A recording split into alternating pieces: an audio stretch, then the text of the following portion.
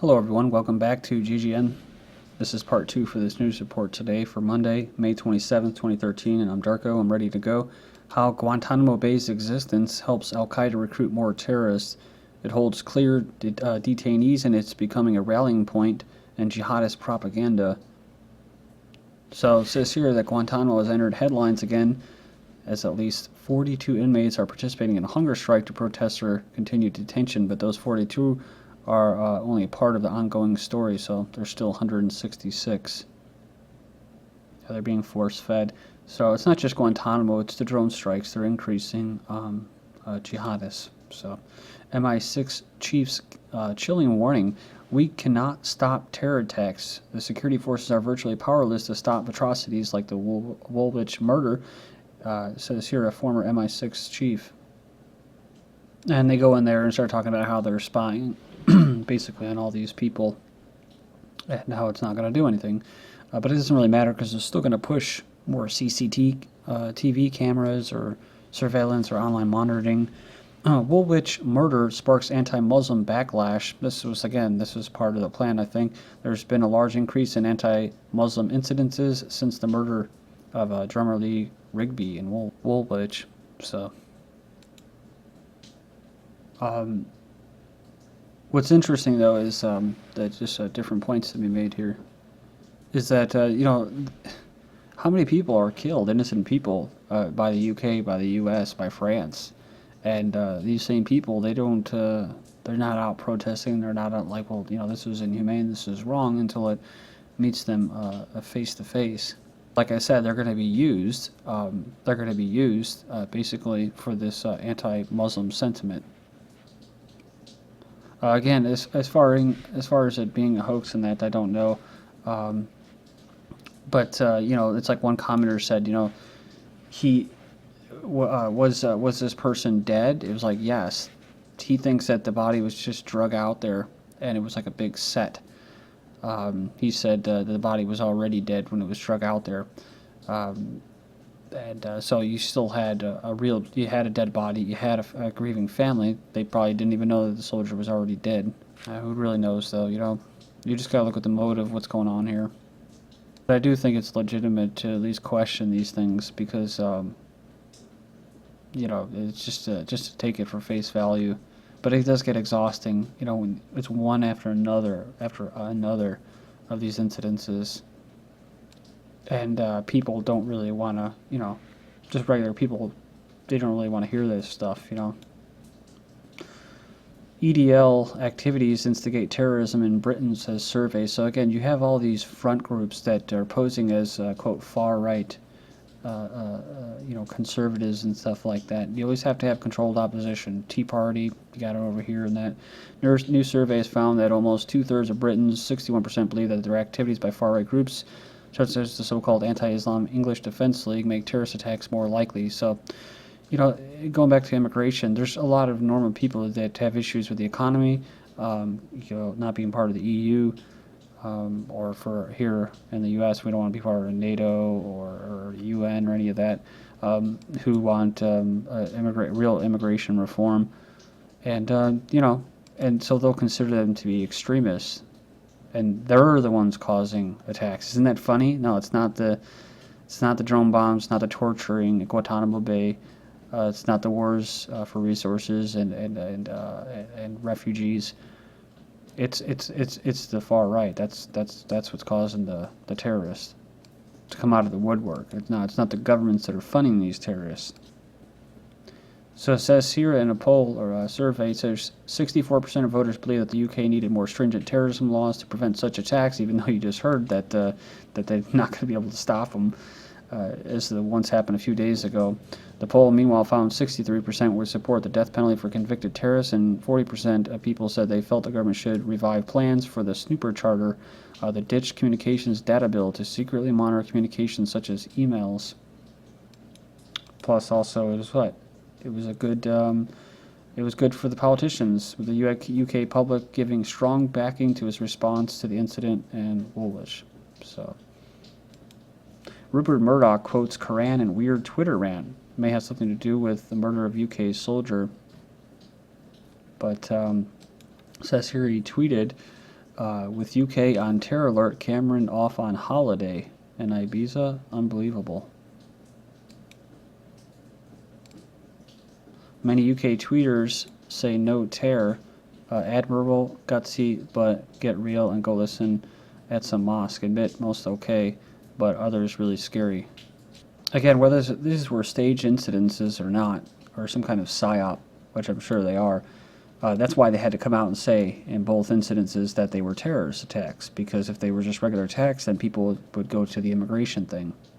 And then he goes ahead and he makes these quotes, get real. Qur'an says, whoever killed a human being, it should be regarded as having killed all kind.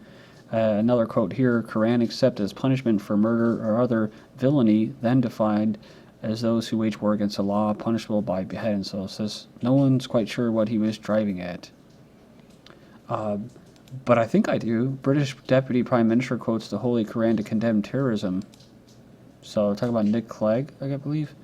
So it says here he's taken an interesting response to an anti-Muslim current created following the brutal murder of the soldier. And there he goes. He's basically quoting the same thing.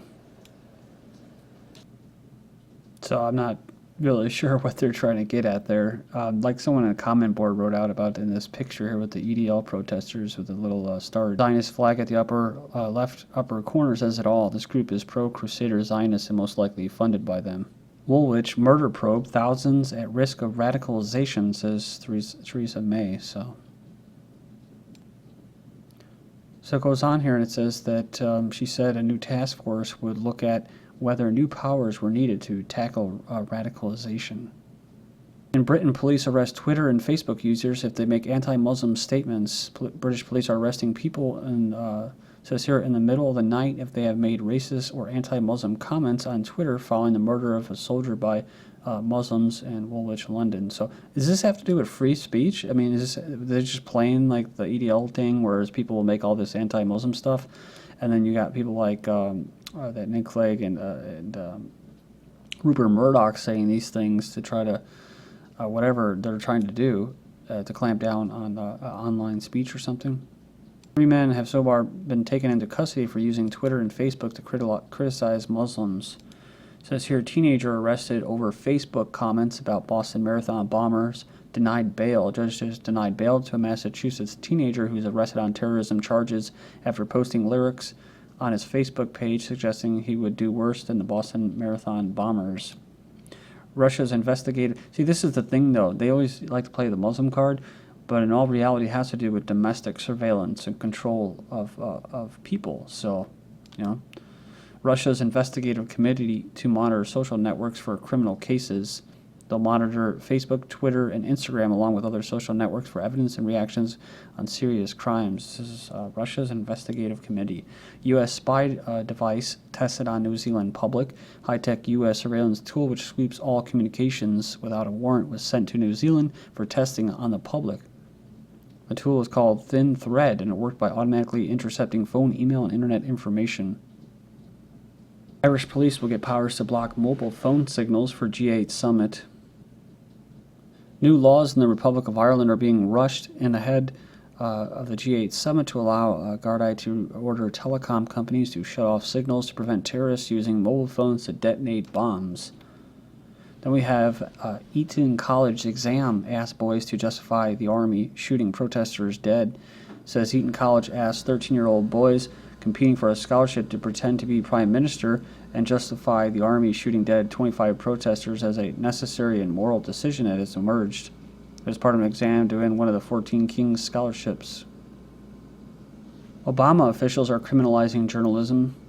So the Obama regime has been accused of criminalizing the press as U.S. lawmakers called for an independent investigator to look into the way the Justice Department conducts cases involving reporters. After a soldier is slaying Britain forms extremism task force. So they're forming a task force that will examine the dynamics behind extremist groups. A general focus on extremist groups, but accept that in practice the greatest threat is from Islamist extremists. So you see what I said? They'll use that as a precedence or a legality or legal reason. French anti-gay marriage protesters smeared as extremists. So It says the French government is making every effort to delegitimize those who protest same-sex marriage, who are seen as ideological enemies by the socialists in power. This is what John Laughlin, political analyst, said. Though the 200,000 protesters who came out to basically protest last month's legalization of same-sex marriage were peaceful throughout the day, the rally ended with tear gas, clashes, and arrests. So again, this is the same old provocateuring. It just gets so tired and sickening. Sweden tries to get a handle on riots. So violence has erupted over the past week around the Swedish capital. So it says here tensions that emerge over joblessness, a growing gap between wealthy and poor, and influxes of immigrants. Unrest may spread across Europe, warns Red Cross chief. So he says here a charity boss worried by effective austerity measures on continent's poor, rocketing unemployment and poverty in some areas of Europe could lead to rising civil unrest unless governments take measures to address the humanitarian consequences of austerity measures. So they said I don't rule out social exclusion, tensions, uneasiness, unrest, because if people don't have anything to do, i.e. talking about the high unemployment in Europe, and if people don't see anything in the future, there is mental agitation, there is political agitation. It brought tears to our eyes. American describes witnessing thousands in Paris march against gay marriage. So this couple, they said they go to France a lot, and they thought it was another left-wing protest. They said they followed the noise and witnessed what she described as pro-family signs. She realized, oh, we're not the only crazy ones, explaining that it's sometimes very difficult to be on the right in America. She says nobody bothered these people, noting that people on the street were giving thumbs up and people in balconies were cheering. Said they were highly organized and had their own security detail. It was such a show of force that was pro-something, not against something. I think it was awesome. French pro-marriage figure committed suicide to protest immigration, not gays, and saluted paganism. So all of France, especially French Catholics, were deeply shocked to hear on Tuesday that their French historian Dominique Vanier had shot himself on the mouth of the steps of the main altar at Notre Dame Cathedral.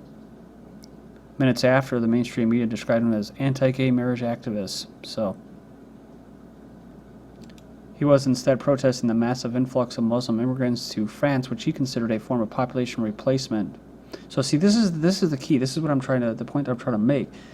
I think there's people that are really ticked off about the number of Muslims that are inside their countries, mostly in Europe and that, and they're turning it around the media and making them into Islamophobic bigots. And I'm sure there's many of those people in that group, but it could just be that they just happen to be Muslim immigrants. So it's almost as if in order to get people really riled up now, they have to actually touch on certain issues like immigration that they normally don't want to do. But because people are so concerned about that and the economy, and not so much terrorism, that they have to keep the terror card going and the fear card going and relate it to anything. He said for 40 years, politicians and governments of all parties except the National Front, as well as employers and the church, worked actively towards this, using every possible means to accelerate North African and African immigration. France will keep troops in Mali beyond 2014, says Defense Minister. So I'm sure that helped, right? Stabbing in France. Hague, remember going back to this article, UK government ready to go it alone, arming the terrorists in Syria. So diverts attention and it gains support through engineered consent, whether the people know it or not. EU exit would put U.S. trade deal at risk, Britain warned. Again, this is another issue that's going on. Obama officially said the UK would probably be excluded from the trade agreement worth billions a year if it leaves the euro. I'm sorry, not the euro, but the EU. Knife attack on soldier in Paris treated as terrorism. Suspected terrorist was freed after UK request. So one of the two men held for butchering a soldier on the London street last week was freed from Kenyan custody at the request of UK officials. Woolwich murder suspect was offered a job with MI5 6 months ago. He was followed by MI5 after a trip from Kenya. Said security service was also bugging him. They said they won't leave him alone. And you can go in there and check it out. Another link, Britain's MI5 connection to Woolwich slasher. Suspicious death of 2 FBI agents creates controversy. They're involved in killing of the Boston bombing suspect have suspiciously died on May 17th when they fell out of a helicopter into water in a training. Gordon Duff of Veterans Today said it involved everything. It had the stamp of CIA and FBI on it. Ibrahim Todashev's father, my son was innocent. This is the friend of the Boston bomber. Again, the parents sticking up for them, saying they were part of a plot. Undercover FBI agent lured Tunisian student, allegedly linked to foiled terror plot to U.S. It says here they provided money, advice, and the promise of a job if he would come to the United States. And a hotel was shut down after a pressure cooker was discovered. They also canceled the banquet of the University of Muslim Association of America. Thank you.